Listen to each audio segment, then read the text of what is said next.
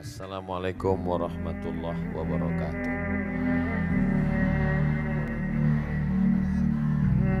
Apa kabar semua? Masih bertahan? Berarti bertuhan. Kalau Tuhan pergi ke Medan, jangan lupa membawa kawan. Kalau mau melihat yang bertahan, maka itulah dia yang bertuhan. Kalau mau tepuk tangan, kalau ragu nggak usah.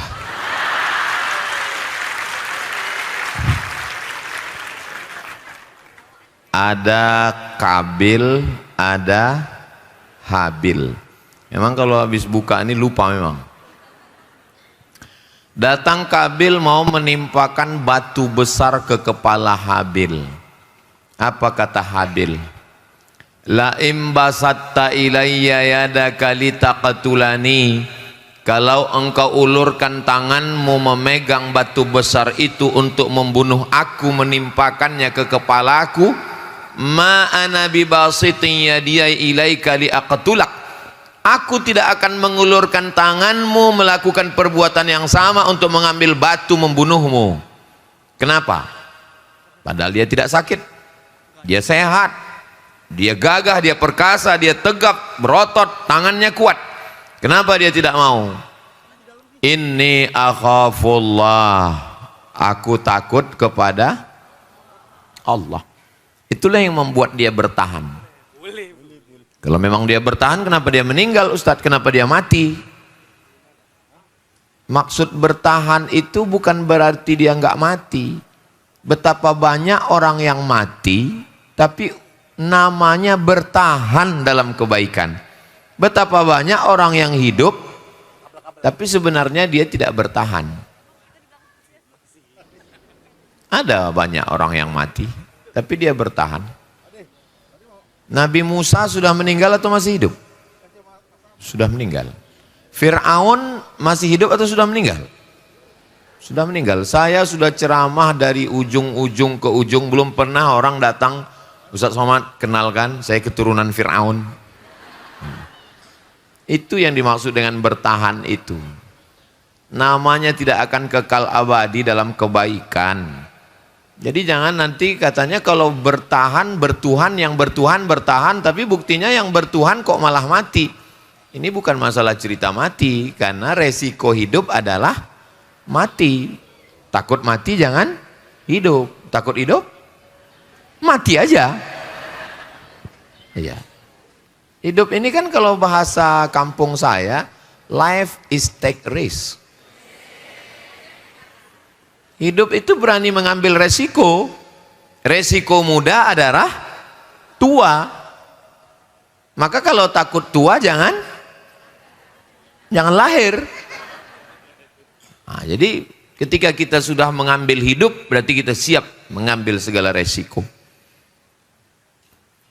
Itu yang perlu diluruskan, bahwa yang dimaksud dengan bertahan bukan berarti tidak mati, tapi kita tetap bertahan dalam kebaikan. Mudah-mudahan kita semua bertahan dalam kebaikan. Bertahan dalam kebaikan itu bahasa lainnya adalah istiqomah. Ini kalau saya melihat ini sudah malam yang ke-15 atau berapa? Hah? Ke-11? Oh, berarti masih sehat. Ada yang bilang ini malam pertama, baru mulai tadi puasa. Oke. Lalu kemudian Nabi Nuh alaihi salam. Daraballahu mathalan lilladzina kafaru imra'ata Nuhin wa imra'ata Lut. Perumpamaan orang-orang yang ingkar kepada Allah adalah istri Nuh. Nabi Nuh itu berhadapan dengan dua orang yang ring satu. Yang pertama istri, yang kedua anak. Bayangkan melihat anak, buah hati, belayan jiwa, untayan cinta dan kasih sayang mau tenggelam. Kalian gak bisa membayangkan orang masih jomblo. Ya Rabbi ya Allah, inna bni min ahli, ini anakku ya Allah. Ini anakku ya Allah. Dia sudah mau tenggelam. hujan 40 hari 40 malam, seluruh belahan bumi mau tenggelam. Inna ibni min ahli, anakku ya Allah. Apa kata Allah? Innahu laisa min ahlik, dia bukan anakmu. Innahu laisa min ahlik, dia bukan anakmu. Innahu amalun ghairu saleh, karena amal dia tidak baik. Bertahan Nabi Nuh. Ujian yang terberat adalah ketika berhadapan dengan ring 1 ini. Mudah-mudahan kalian semua lulus mendapatkan istri yang solihah-solihah. Tapi jangan ditumpahkan habis cinta itu hanya kepada satu orang, lalu ketika kalian mau menikahi dia kalian katakan kaulah satu-satunya. Jangan, nanti kalian stres. Cinta ditolak, kampak bertindak. Jangan sampai.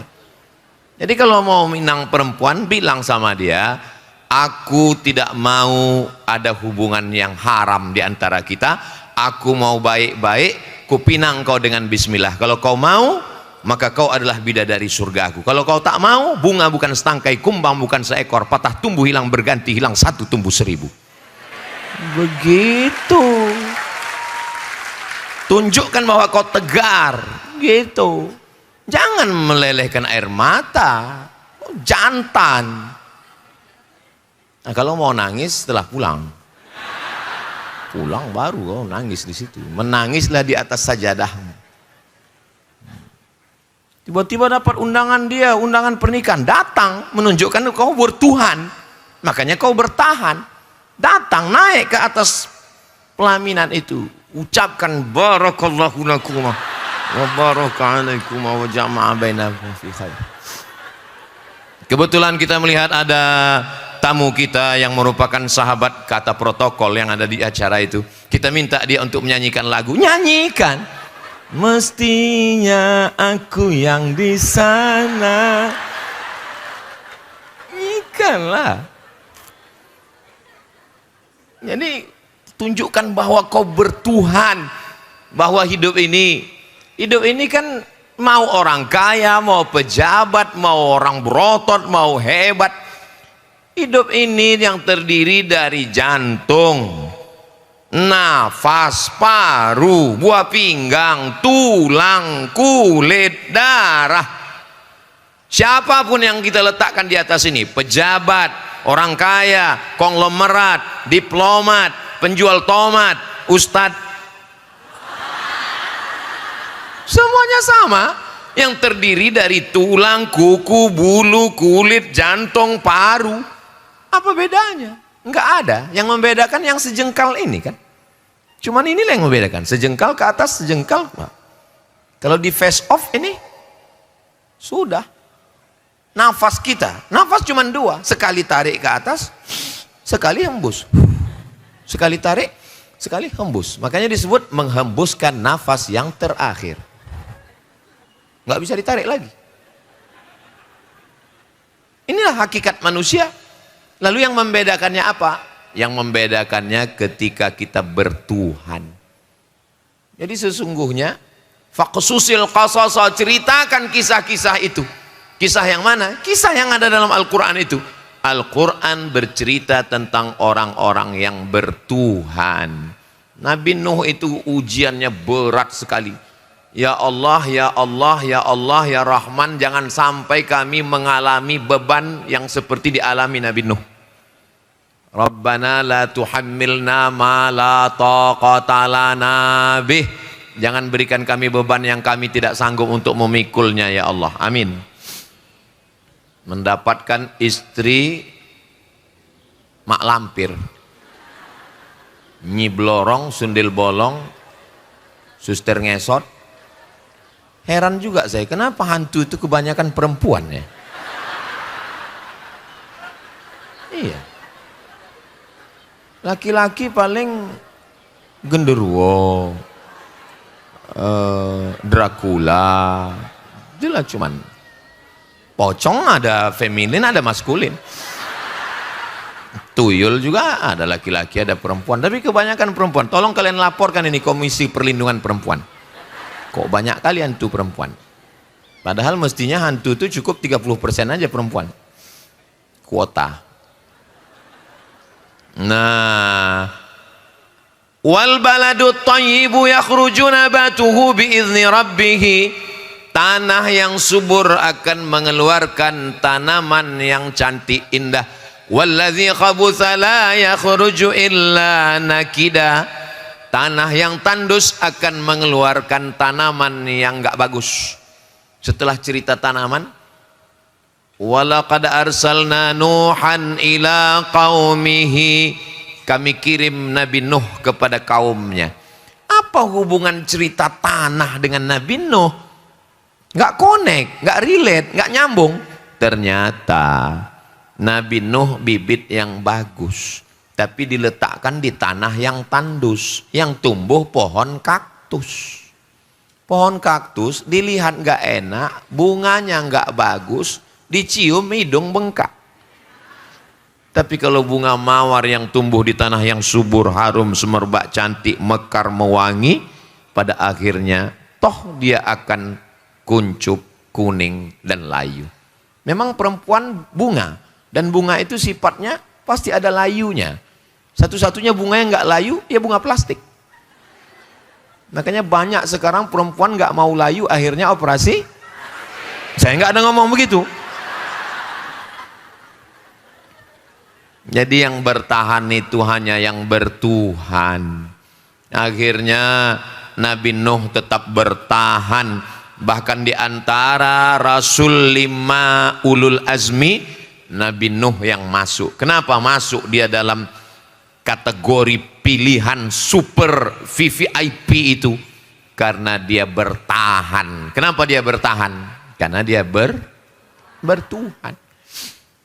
Habis.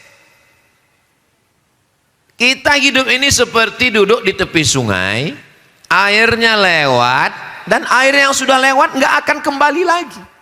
Sudah, habis cerita Habil, habis. Masuk cerita Nabi Nuh dengan Kan'an, dengan istrinya, habis. Datang lagi cerita yang baru. Orang kalau berkuasa itu, luar biasa berkuasanya. Berapa lama? 400 tahun berkuasa. Saking lamanya berkuasa, apa kata dia? Ailahun ghairi, adakah Tuhan selain aku? Rupanya orang kalau sudah terlalu lama berkuasa, lama-lama merasa jadi Tuhan. Namanya Namruz. Berapa lama dia berkuasa? 400 tahun. Berapa kali pilkada itu? Ailahun ghairi, adakah Tuhan selain aku? Semua nggak ada yang berani membantah. Siapa yang akan menghadapi dia? Yang menghadapi dia adalah yang bertuhan. Dan itulah yang bertahan. Makanya namanya kita sebutkan. Tadi di tarawih berapa kali disebutkan? Kama sallaita ala Ibrahim wa ala ali Ibrahim. Kama barakta ala Ibrahim wa ala ali Ibrahim. Ibrahim yang bertahan menghadapi dia. Menghadapi Namruz. Ibrahim nggak ada memanah Namruz, nggak ada. Nabi Ibrahim nggak ada menembakkan tombak ke Namruz, nggak ada. Nabi Ibrahim nggak ada mencabut pedang untuk memancung kepala Namruz, nggak ada. Bagaimana cara Allah membinasakan Namruz? Datang nyamuk, hidungnya masuk ke otaknya, menggigit otaknya di dalam. Akhirnya dipukul-pukulnya kepalanya, nggak juga dihantukkannya ke dindingnya, nggak juga diambilnya martil, pukulnya mati. Nggak ada yang sulit bagi Allah. Innama amruhu idza arada syai'an ayyaqula lahu kun. Kalau Namruz yang 400 tahun berkuasa dimatikan Allah hanya dengan nyamuk, apalagi Donald Bebek. Cincai lah itu. Mudah aja bagi Allah Subhanahu wa taala. Tapi jangan gara-gara ini lalu kita nggak berusaha, lalu kita nggak ada ikhtiar. Lalu kita tidak menggalang persatuan, lalu kita tidak menunjukkan perasaan solidaritas kita kepada saudara kita. Jangan nanti ditanya, ente kayaknya nggak pernah mendoakan, ya udah serahkan aja sama nyamuk. Innallaha la yastahi an yatriba masalan ma ba'udatan fama fawqaha. Allah tidak malu menciptakan makhluk yang kecil. Fama fawqaha. Yang lebih kecil lagi dari nyamuk. Tidak malu Allah menciptakannya. Kenapa? Karena ada rahasia di sana. Apa yang lebih kecil dari nyamuk? Bakteri, kuman, penyakit. Berapa banyak orang-orang kaya, pejabat-pejabat, orang-orang sombong mati karena bakteri. Begitulah hebatnya Allah Subhanahu wa taala. Nabi Musa, Nabi Ibrahim alaihissalam sampai hari ini bertahan. Dan tidak hanya Ibrahim, wa ala ali Ibrahim. Ali keluarga Ibrahim. Siapa keluarga Ibrahim? Sarah. Menikah dengan Sarah, enggak punya anak. Lalu kemudian ada seorang putri raja dari Mesir yang ditawan. Jangan katakan Hajar itu budak. Lalu budak melahirkan anak. Dia bukan budak. Dia putri raja yang tertawan. Lalu menjadi budak. Beda kalau budak asli. Dia putri raja yang tertawan. Lalu menjadi budak. Dinikahkan dengan Nabi Ibrahim. Itulah dia Sarah. Mengandung. Setelah Nabi Ibrahim berumur 96 tahun. Dengan doanya Rabbi habli minas sholihin. Rabbi habli minas sholihin. Rabbi habli minas sholihin. 96 tahun. Jamaah datang. Ustadz tolong doakan saya punya anak. Sudah berapa lama kau berdoa? Baru pagi tadi. Nabi Ibrahim aja 96 tahun. Dia tetap bertahan. Karena dia bertuhan. Apa yang terjadi? Istrinya hamil. Hajar hamil. Tapi kemudian Allah mengatakan, bawa Hajar dan anakmu yang masih kecil itu biwadin ghairi dzi zar'in, di sebuah lembah yang tak ada tanaman, inda baitikal muharram, di samping Baitullah, di samping Ka'bah. Dari Palestina dia berjalan ke Makkah. Mudah-mudahan panjang umur, sehat badan, kita nanti pergi umroh ke Baitullah. Ongkos tanggung masing-masing. Sampai di sana Nabi Ibrahim akan kembali ke Palestina. Hajar yang baru melahirkan anak memegang ujung jubah Nabi Ibrahim. Nabi Ibrahim sudah siap-siap mau pulang ini. Dipegangnya ujung jubah Nabi Ibrahim. Apa kata Hajar? Allahu amaraka bihadza. Apakah Allah yang menyuruh engkau meninggalkan kami di sini wahai Ibrahim? Allahu amaraka bihadza. Allah yang menyuruh engkau meninggalkan kami di sini? Tentu suaranya enggak setajam itu. Masa ngomong sama suami gitu? Allahkah yang menyuruh engkau meninggalkan kami di sini wahai Akang Ibrahim atuh? Kalau dia kebetulan orang Sunda. Apa jawab Nabi Ibrahim? Nabi Ibrahim hanya menjawab dengan satu kata, na'am. Iya. Langsung Hajar melepaskan tangannya dan berkata, idzan layyudayyi'ana. Kalau memang Allah yang menyuruh, dia tidak akan menyia-nyiakan kami. Kenapa dia bertahan? Karena dia bertuhan.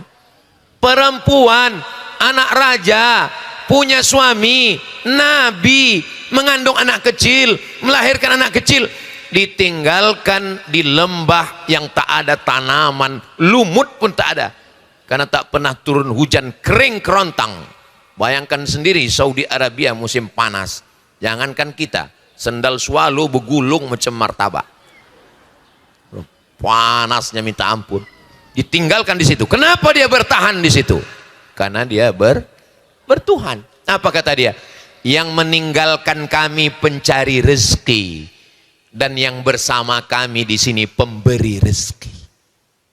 Yang meninggalkan kami Ibrahim pencari rezeki, dan yang bersama kami di sini pemberi rezeki.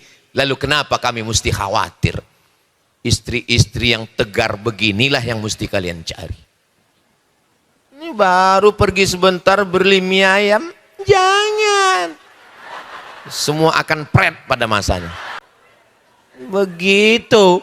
Jadi kalau kalian mau pergi, pergi dulu ya dek. Idzan layyudayyi'ana. Yang pergi pencari rezeki, yang di sini pemberi rezeki. Tinggalkan nomor rekening dan kartu ATM. Mau touring silakanlah touring. Mau mancing silakan mancing. Begitu menjadi istri yang tegar. Saya ngomong begitu menghadap matanya ke kalian. Kalau ngadap ke sini nanti orang ini tersinggung, sakit hati. Saya kalau Ustadz Somad itu ngomong sakit kali hatiku, seolah-olah dia mau ngejek-ngejek aku. Kuncin dengar omongan saya satu aja, jangan tersinggung. Ada beberapa orang tersinggung, meninggal. Ada yang tersinggung? Takut kalian mati. Apa yang terjadi? Persediaan air kering, air susu kering. Tapi dia bukan perempuan yang lemah. Dia tidak mengangkat tangan, ya Tuhan. Enggak. Dia tidak mengutuk nasib, kenapa aku ditinggalkan. Tidak. Dia lari ke atas bukit Sofa, enggak ada air. Dia lari ke atas bukit Marwah, enggak ada air. Sofa, Marwah 500 meter. 500 meter Pak Ustadz, terserah aku lah mau meter.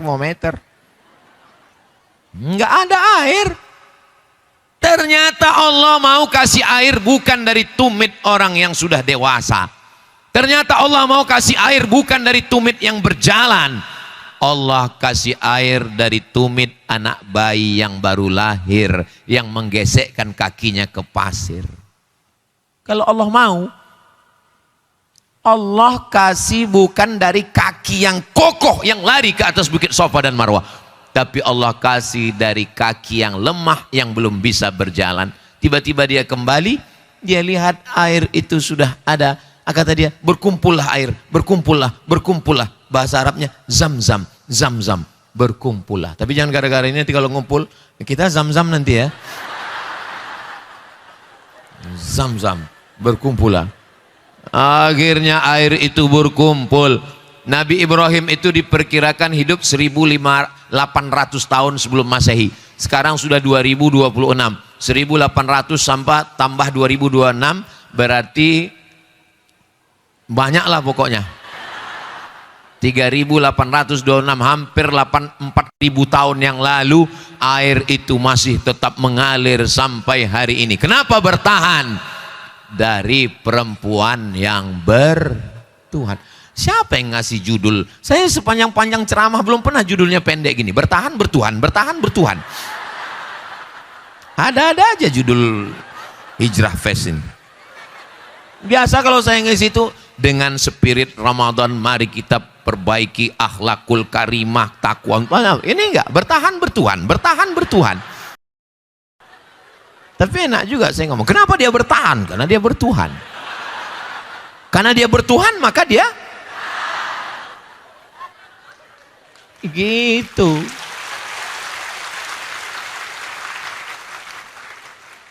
Akhirnya air itu mengalir dan kita sampai hari ini meminum airnya dengan gelas yang kecil kan. Saya waktu kecil dibawa emak saya menjenguk tetangga baru pulang haji. Saya tengoklah gelasnya itu, mak kecil kali lah ini, bilang. Apalah maksud orang ini? Kita nggak tahu kan, masih SD saya. Sekarang baru saya tahu, rupanya payah kali ngambil air itu. Sekarang saya pulang, saya kasih gelas lebih kecil lagi dari saya dulu. Allahumma inni as'aluka ilman nafi'an wa rizqan wasi'an wa shifaan min kulli da'in wa saqamin bi rahmatika ya arhamar rahimin. Kalau hafal, kalau nggak hafal gerak-gerakkan aja mulut. Biar jangan tahu kali baru hijrah. Cuman kalau yang datang itu pejabat-pejabat biasanya saya kasih ceret besar. Saya kasih. Pas sudah mau udah habis, dituang orang itu lagi. Setiap dia nuang, jantung saya sakit. Gitu. Kan kata jantung.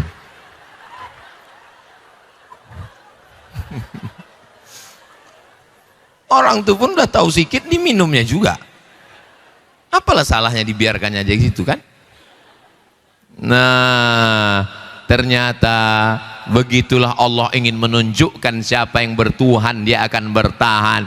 Setelah anak remaja, falamma balagha ma'ahu sa'ya, ketika sudah sampai dia bisa berusaha, apa yang terjadi? Datang Nabi Ibrahim alaihissalam. Ya bunayya, ya ibni, oh my son. Tapi kalau ya bunayya, oh buah hati, belayan jiwaku, untayan kasih sayangku. Itu arti makna ya bunayya. Ya bunayya, wahai ananda, inni ara fil manam, aku melihat dalam mimpiku, anni adzbahuka, aku menyembelih lehermu, fanzur madza tara, apa pendapatmu wahai anakku? Kalau mau mengetes anak kita itu bertuhan dan bertahan, cobalah pakai ini. Pulang dari sini nanti bilang sama dia, ya bunayya, wahai anakku, iya papa, tadi malam aku melihat dalam mimpiku aku menyembelihmu. Langsung diteleponnya Pak Kapolsek. Pak, kelihatannya ayahku udah agak lain ini, ku tengok katanya.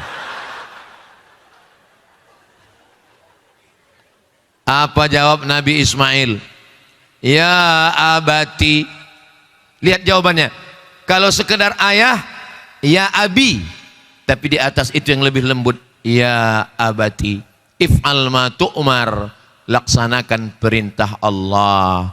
Satajiduni insyaallahu minas sabirin.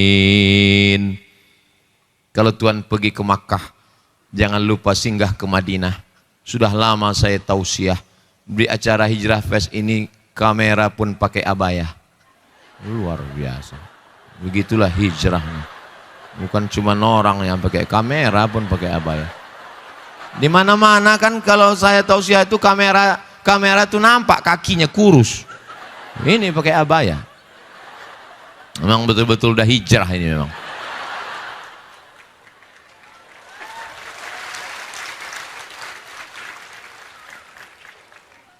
Apa kata Ismail alaihissalam? Ya abati, wahai ayah, if'al ma tu'mar, laksanakan perintah Allah.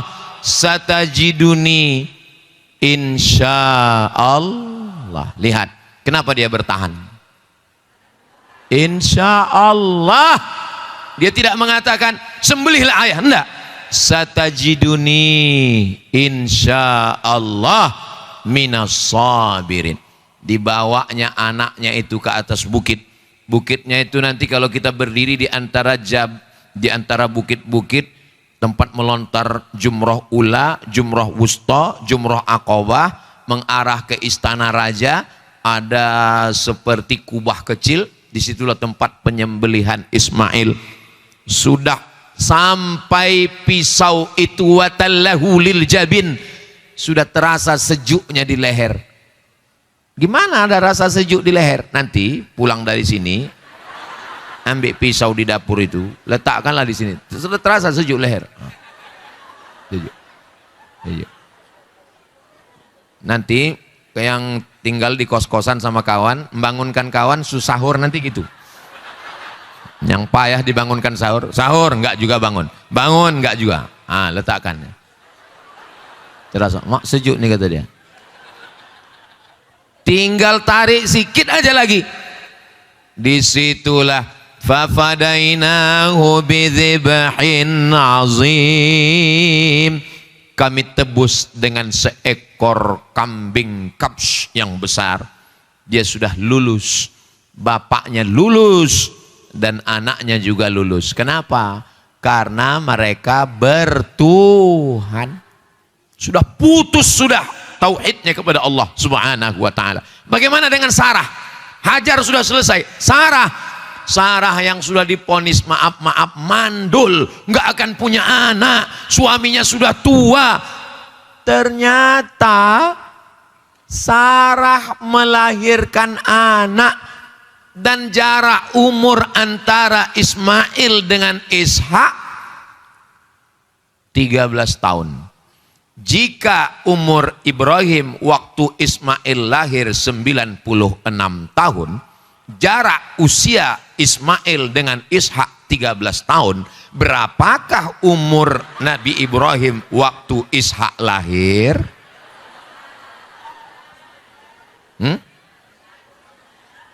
Mestinya soal CPNS itu begitu.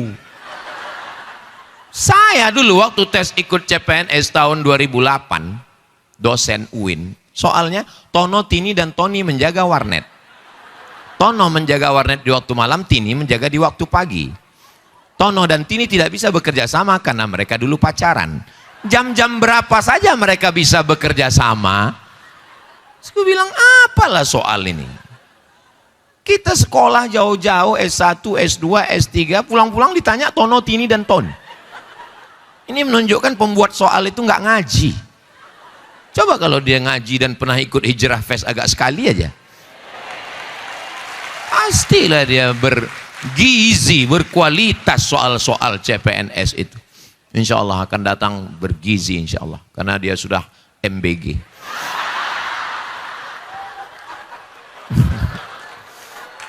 Nah, dia memang iklan itu masuknya 30 menit.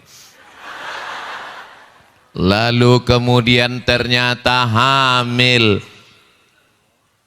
Ishak bahasa Ibraninya, bahasa Arabnya yithak, yadhak, dhahika yadhaku, yithak, yadhak, artinya tersenyum. Ishak itu artinya tersenyum. Kenapa tersenyum? Nabi Ibrahim tersenyum melihat perbuatan Allah terhadap dirinya. 96 tahun nggak punya anak. Istri sudah divonis mandul, menikah dengan Sarah, diantarkan Hajar ke tempat yang jauh. Ternyata punya anak, senyum. Pada akhirnya, setelah melihat takdir hidup kita ini, akhir-akhir ujung-ujungnya nanti kita akan tersenyum. Saya kalau saya lihatlah takdir Allah ke hidup saya, Allah. Akhirnya saya tersenyum juga. Tengoklah senyum saya. Tersenyum saya melihat bagaimana Allah mengatur hidup saya. Pulang saya kuliah. LC Al-Azhar Mesir, MA Maroko, LC MA. Lagi cemas mencari anak gadis. Satu pun gak ada orang yang mau mengasihkan anaknya ke saya. Dia khawatir nengok saya kurus kering, mati anakku nanti. 17 lamaran untuk nyari kerja. Filenya masih saya simpan sampai sekarang di laptop saya. Bolak-balik ganti laptop tapi file itu nggak boleh hilang. Untuk mengenang bahwa hidup marit pontang panting tunggang langgang lintang pukang. Kepala jadi kaki, kaki jadi kepala. Lamaran ke sini, lamaran ke sini, lamaran ke sini. Nggak ada. Sampai akhirnya saya ikut tes dosen di UIN Ciputat. Jakarta ini saya ikut tes dosen. Tes bahasa Arab, TOEFL. Test of Arabic Foreign Language, lulus. Mesir 4 tahun, Maroko 2 tahun, kecil lah. Jangan tepuk tangan dulu, sedih nanti ceritanya. Saya menulis tesis 300 halaman di Maroko, Darul Hadis, yang manusia diterima di situ cuma 20 orang. 15 orang orang Arab dan cuman 5 orang orang asing, dan akulah salah satunya. 300 halaman sudah disidang oleh 3 profesor berbahasa Arab. Rijalul Muwatta was Sahihain alladzina dha'afahumun Nasa'i fi kitabid du'afa wal matrukin jam'an wa dirasatan. 300 halaman. Tiba-tiba pas keluar pengumuman, saya pun nggak berani ngelihat pengumuman itu. Pas saya lagi di Metro Mini di Kampung Melayu, lagi saya pegang, orang lagi rame, masuk SMS, saya buka SMS dari kawan, WhatsApp belum ada lagi, SMS, Mat, kau nggak lulus katanya. Kan udah aku bilang tadi jangan tepuk tangan. Itulah kalian. Mat, kau nggak lulus katanya. Turun saya di terminal Kampung Melayu, saya injak aspal Kampung Melayu itu kayak lembut kayak dodol.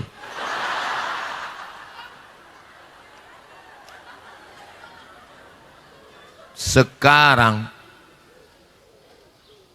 kemarin saya ceramah di kantor masjid Menteri Pendidikan, 3 menteri, Menteri Pendidikan Tinggi, Menteri Pendidikan, Menteri Kebudayaan, wakil-wakil menteri. Pada akhirnya saya tersenyum melihat takdir saya itu. Begitulah Allah mempermain. Tunggu banyak sedih-sedihnya lagi. Kalian mau cepat aja, itulah. Gak ada akhirnya. Di Brunei Darussalam saya Pulang saya dari Maroko, tiket saya cuma sampai di Jeddah. Habis itu saya melaksanakan haji Temus, tenaga musiman, ngurus jamaah haji. Habis itu 3 bulan saya kerja nyari duit. Habis itu saya pun pulang beli tiket ke Brunei Darussalam. 15 hari habis visa, keluar saya sebentar ke Kucing. Habis itu masuk lagi. 15 hari habis visa, keluar lagi saya ke Kucing. 40 hari saya ngelamar nyari kerja ke sana kemari, nggak ada satu pun dapat. Makanya kemarin waktu saya ceramah di depan Sultan, ada kalian tonton videonya? Kalau belum nanti ku share. Datanglah orang berbisik ke saya, Ustadz Somad, ya, ini yang di atas ini semuanya orang Brunei. Belum pernah dalam sejarah orang asing ada di sini. Ustadz lah orang pertama yang ada di sini. Tersenyum saya melihat takdir, bagaimana Allah mempermainkan nasib saya itu. Tapi saya berdoa, jangan sampai kalian macam aku, nggak kuat kalian. Biar aku aja.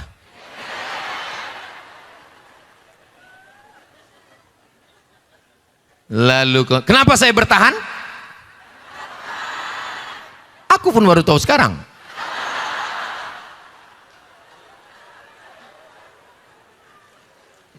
Habis ini ibarat kita sedang duduk di tepi sungai, lewat satu Kabil Habil, selesai. Datang masa Nuh, selesai. Datang masa Ibrahim, selesai. Datang masa Musa. Musa lebih menyakitkan lagi. Kalau Nabi Ibrahim, Nabi Ismail, Nabi Musa masih dalam kandungan, belum lahir, sudah ada razia. Razianya apa? Semua anak kecil sembelih hidup-hidup. Apa dosa Musa? Nggak ada dosa Nabi Musa.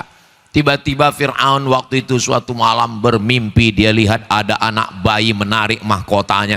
Besok pagi dia kumpulkan semua One Team Fir, Dewan Pertimbangan Fir'aun. Kumpul semua, kumpul. Ini gawat darurat nih katanya. Ada apa? Ada apa, Mas Pir? Tadi mohon maaf Pak Firman ya. Tadi malam aku bermimpi. Apa mimpinya? Ada anak kecil menarik mahkota aku. Datanglah dukun. Dukun ini biasanya kalau sekarang lembaga survei. Wah, ini bahaya ini Pak. Ini bahaya. Ini ada anak lahir ini, anak lahir ini mengancam, ini ancaman ini. Jadi gimana tindakannya? Kalau begitu semua anak yang lahir sembelih. Itu yang diceritakan di awal surat Al-Baqarah. Yudzabbihuna abna'akum wa yastahyuna nisa'akum. Kira-kira udah mirip Ustadz Muzamil belum? Sikit kau bilang.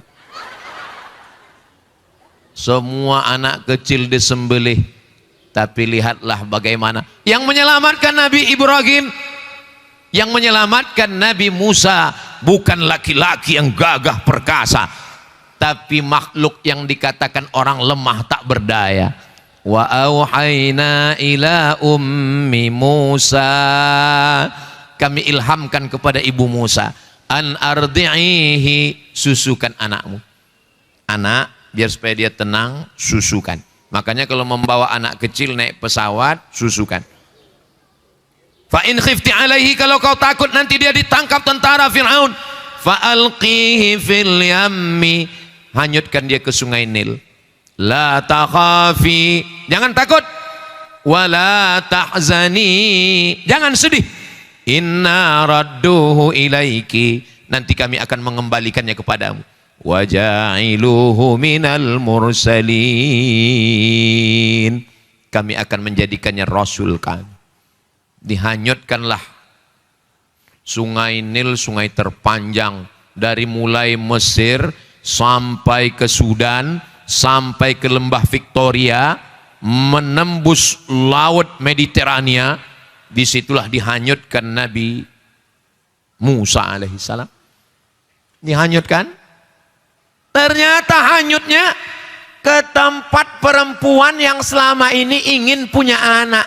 Dan dia merindukan anak. Enggak hamil. Lalu kemudian dia melihat ada kotak kayu. Hah? Ada kotak kayu. Dia panggil dayang-dayangnya. Ambil itu, ada kotak kayu. Akhirnya dibuka, mereka buka, mereka lihat. Wow, amazing. Kaget mereka. Ada anak kecil katanya. Rupanya Allah Ta'ala ingin menyelamatkan. Dia justru hidup di rumah Fir'aun. Fir'aun yang mau membunuh dia, di rumah Fir'aun itulah dia besar. Tapi Fir'aun udah mulai curiga. Kata Fir'aun, agak lain anak nih, gue tengok, kata Fir'aun. Ini ku tes dulu. Lalu Fir'aun ngomonglah ke ibu Dharma wanita ini kan, kata dia.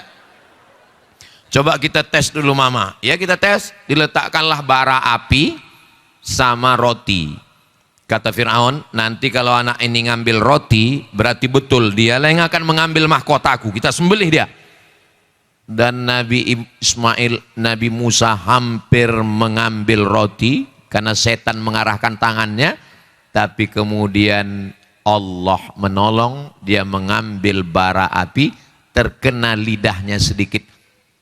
Kalau lidah kita lecet, ngomong kita kan nggak jelas kan? Nah itu makanya kawan saya Pak Ustadz lidahnya bagus, nggak jelas juga ngomongnya. Itu makanya doa Nabi Musa itu Rabbi syrahli sadri wa yassirli amri wahlul uqdatam mil, jadikan ngomorku lancar karena kena bara itu. Akhirnya apa kata Asyah, nama istrinya Asyah? Lihat, dugaanmu salah kan? Dia ngambil bara? Iya, kata Fir'aun. Akhirnya dia besar di situ. Tapi Allah ingin keluarkan dia. Allah cuman ingin dia besar di situ, tapi Allah dia tidak ingin bertahan sampai tua di situ. Bagaimana cara Allah mengeluarkan dia? Ustaz kalau ngomong janganlah kuat-kuat. Jantung kami nggak kuat. Ya, aku bisa bicara lembut. Allah ingin mengeluarkan dia dari situ. Bagaimana cara Allah mengeluarkannya?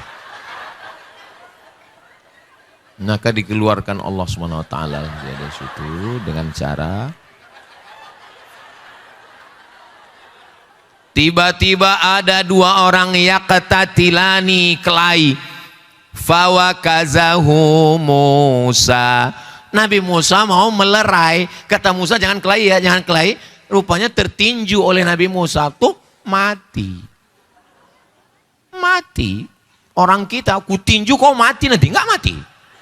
Nabi Musa tertinju dikit aja mati.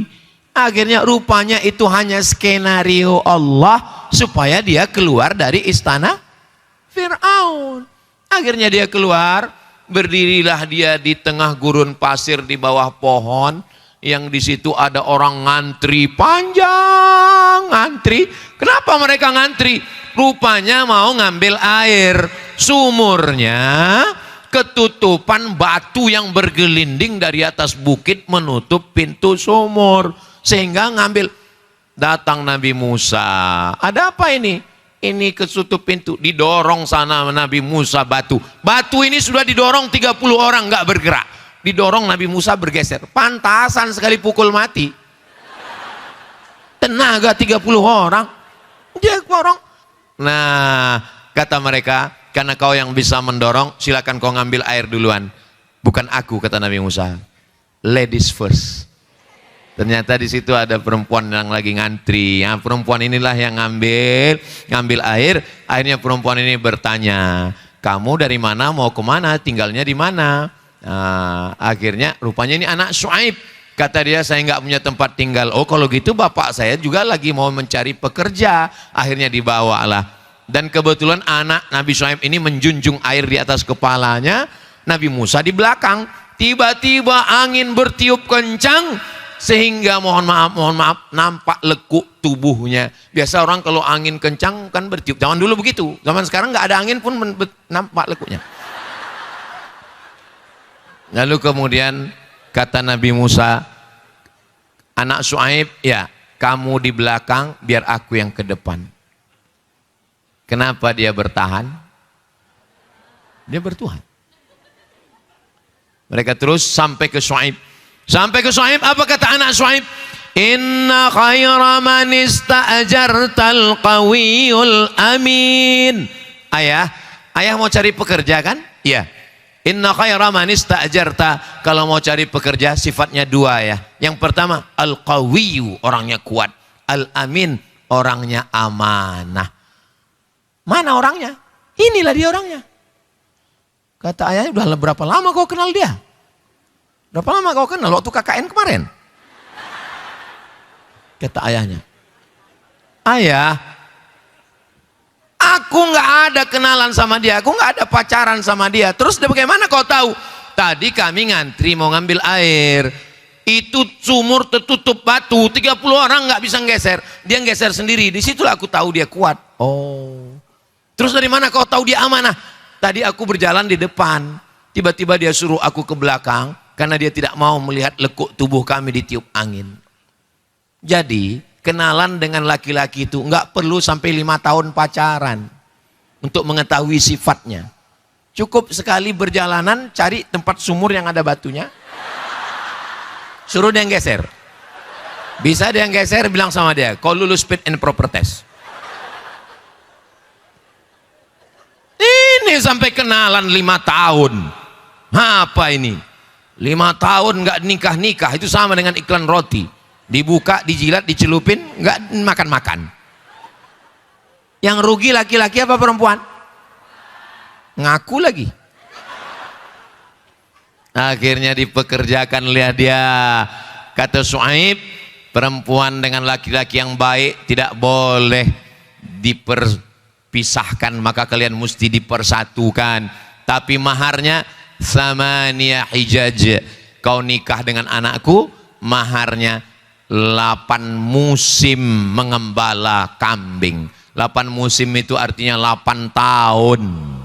Digenapkan Nabi Musa menjadi 10 tahun. Enggak ada satupun ayat Al-Quran bercerita tentang cantiknya anak Syuaib. Enggak ada.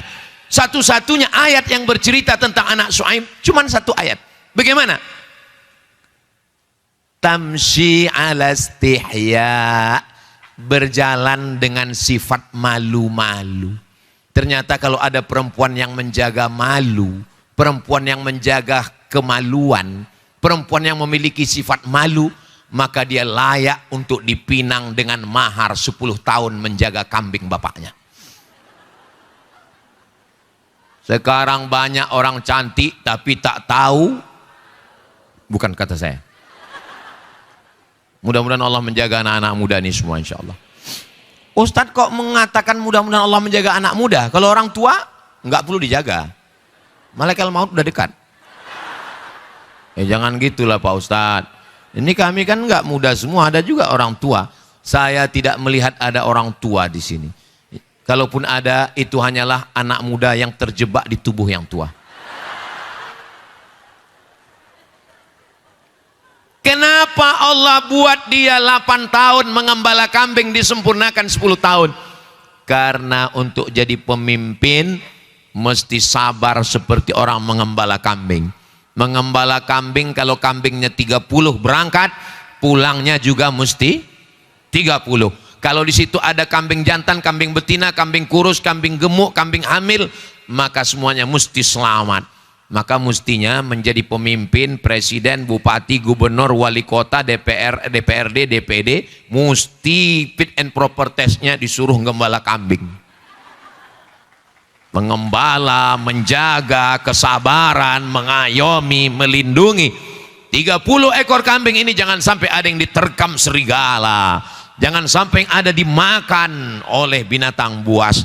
Begitulah cara. Setelah dia siap, barulah Allah mengatakan kepada dia, idhab ila Fir'aun, pergi hadapi Fir'aun, innahu tagha, dia sudah melampau batas. Wahai Musa, pergilah engkau menghadapi Fir'aun, dia sudah melampaui batas. Tapi katanya Pak Ustadz, yang bertahan itu cuma bertuhan, ya. Nabi Musa bertahan, tapi Fir'aun bertahan juga. Mana bertahan? Mati dia, tenggelam di Laut Merah. Tapi Nabi Musa meninggal juga Pak Ustadz. Makanya definisinya bukan berarti bertahan itu nggak mati. Sama-sama meninggal. Tapi Fir'aun matinya dalam keadaan su'ul khatimah.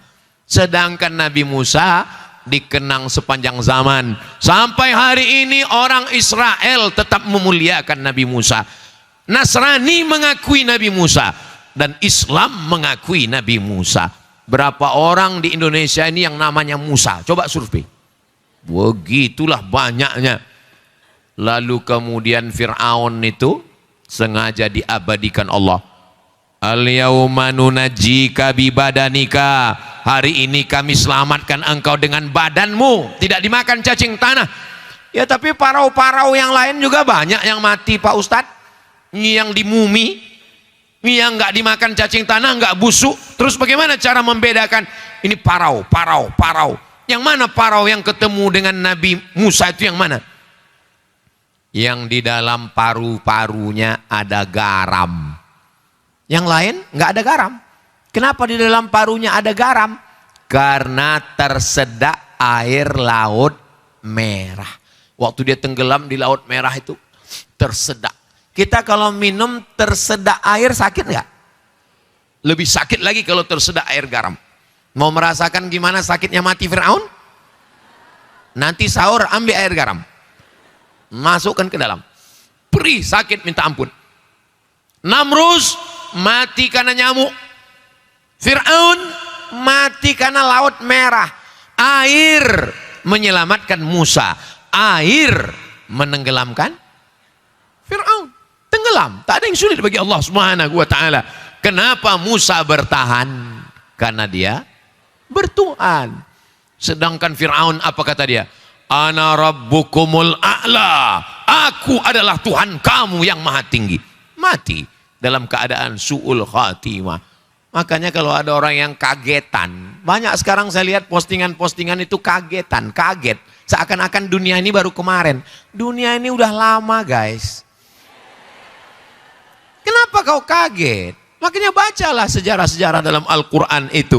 Bahwa Al-Quran bercerita dunia ini sudah tua. Ibarat pentas sudah berapa kali opera sudah bermain. Dan kita menonton dunia yang penuh dengan panggung sandiwara. Dan pada akhirnya layar yang kembang akan tutup, lampu akan mati, yang di atas pentas akan turun ke bawah. Ini yang ada di atas ini, kalau sudah berakhir cerita, akan turun ke bawah. Berapa menit lagi Pak Ustadz? 7 menit lagi.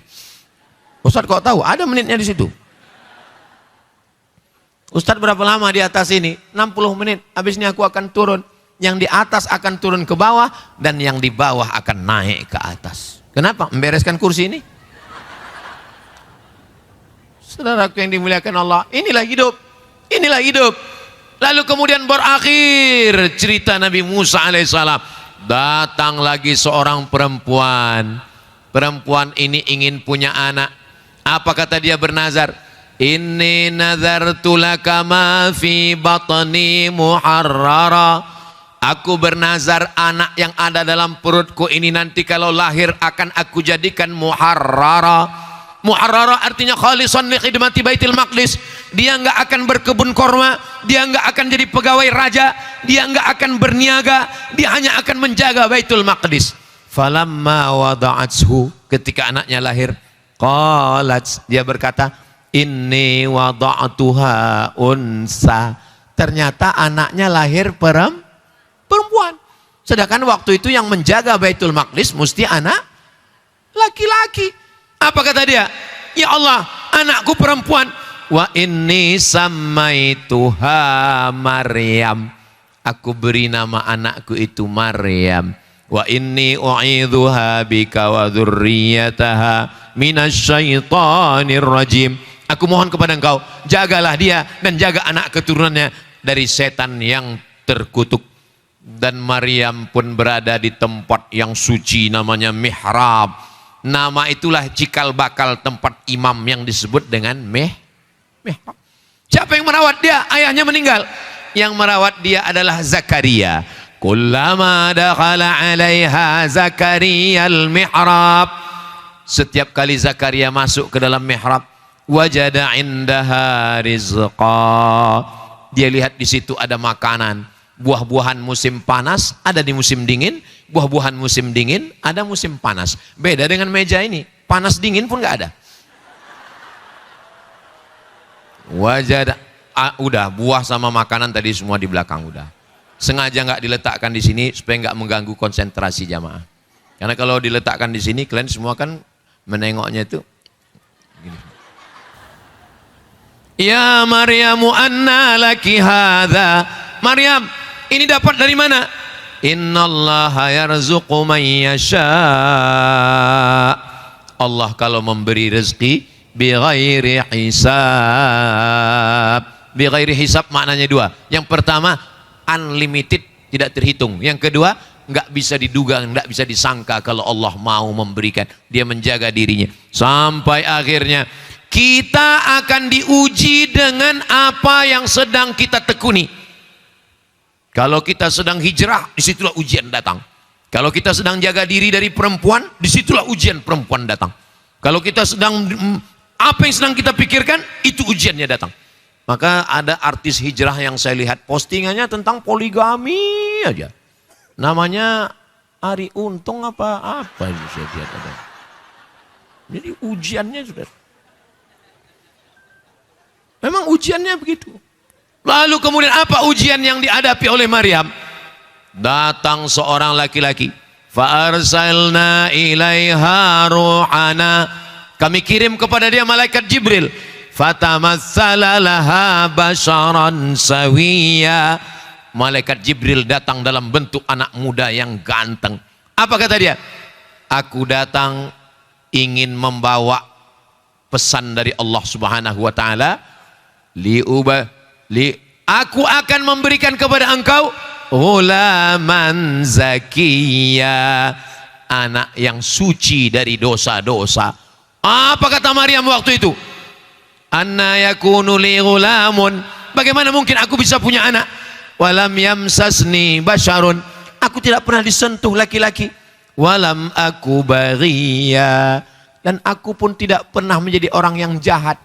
Begitulah ujian datang sampai akhirnya dia melahirkan anak. Dan ketika dia melahirkan anak, dia mesti pergi ke tempat yang jauh, makanan qasiyah, tempat yang jauh. Kenapa? Karena kalau di kota orang sudah mulai ngobrol, gosip, seliweran berita macam-macam. Pergi dia ke tempat yang jauh dan dia bersandar di sebatang pohon kurma.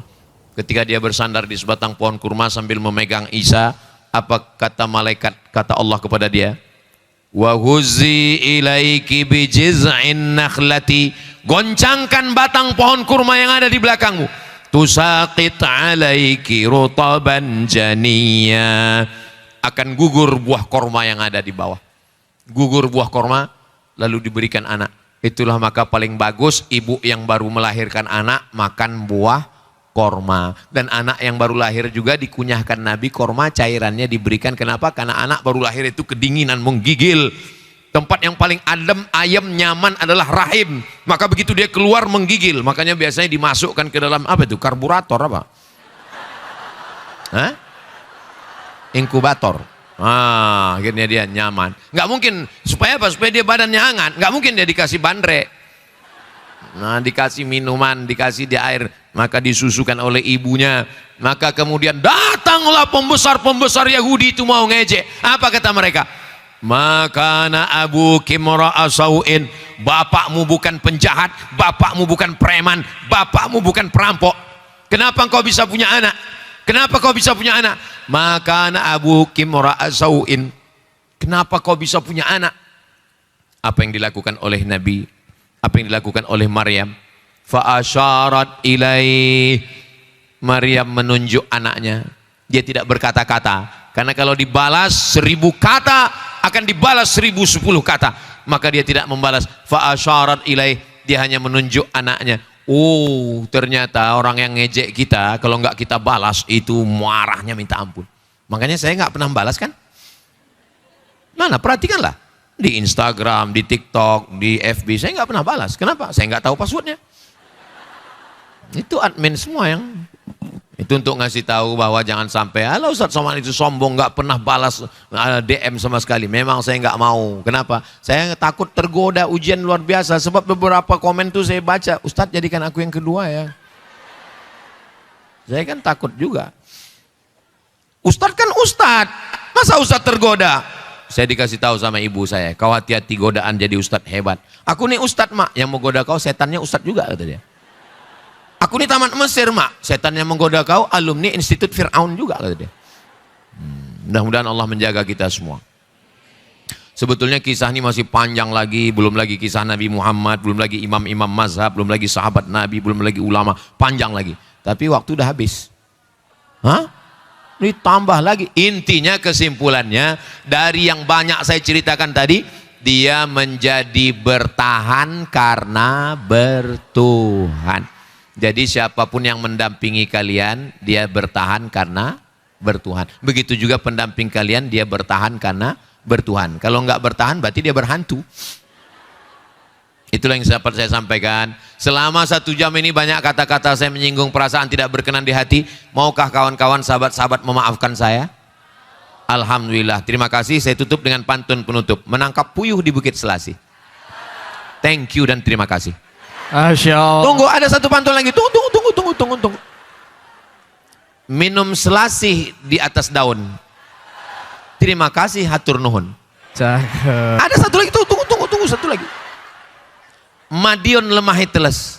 Cakep. Matur nuhun Gusti Allah sing bales. Allahu Akbar. Assalamualaikum warahmatullahi wabarakatuh.